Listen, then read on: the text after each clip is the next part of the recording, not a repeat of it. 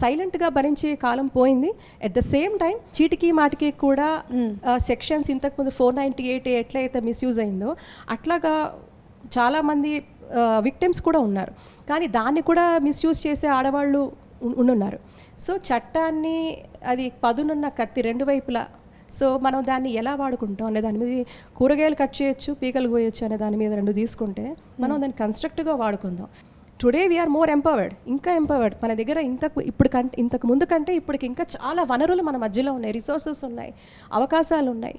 కాబట్టి విక్టిమ్గా ప్లే చేయబడద్దు. ఎందుకంటే ఇదే వనితా ఛానల్లో ఇంతకుముందు మనం మాట్లాడినప్పుడు ఆ అమ్మాయి డబుల్ పీజీ తెలుసా అండి? ఆ అమ్మాయి డబుల్ పీజీ.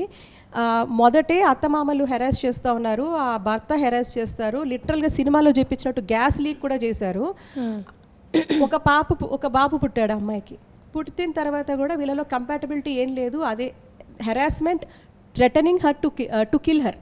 అది లైవ్లో అమ్మాయి మనకి ఫోన్ చేసింది, ఇక్కడే వనితలో చేసి, అడ్వకేట్ గారు ఉన్నారు, నేను ఉన్నాను, మాట్లాడుతుంటే అమ్మ మరి ఎందుకు అమ్మ అంటే, మా పేరెంట్స్ మమ్మల్ని నువ్వు చచ్చినా బతికినా ఇంకా నీకు పుట్టిల్లు కాదు, నీకు అత్తిల్లే, నువ్వు అక్కడే అంటే ఈ ప్రెస్టీజ్ వల్ల పేరెంట్స్ ఏం చేస్తున్నారు చెప్పమంటారా? ఒక నిండు జీవితాన్ని బలి తీసుకుంటున్నారు.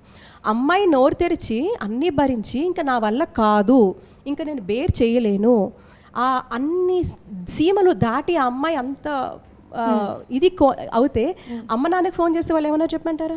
నువ్వు చచ్చినా బతికేనా, నీకు ఇప్పుడు ఇంక అత్తారిల్లే, పుట్టింటికి రావద్దు, అక్కడే చచ్చిపోన్నారటండి. ఆ అమ్మాయి డబుల్ పీజీ. మరి ఏం చెప్పా? She educated. ఆ అమ్మాయి ఎడ్యుకేటెడ్, ఆ అమ్మాయి చదువుకుంది, ఆ అమ్మాయికి చట్టం తెలుసు, న్యాయం తెలుసు. బట్ ఒక ఇమోషనల్ ఎంటాంగిల్ ఎలా పడిపోయింది? ఇంటికి వెళితే పుట్టింటి వాళ్ళకి ఒక ప్రెస్టీజియస్ ఇష్యూ, కూతురు ఇంటికి వచ్చేసింది అని.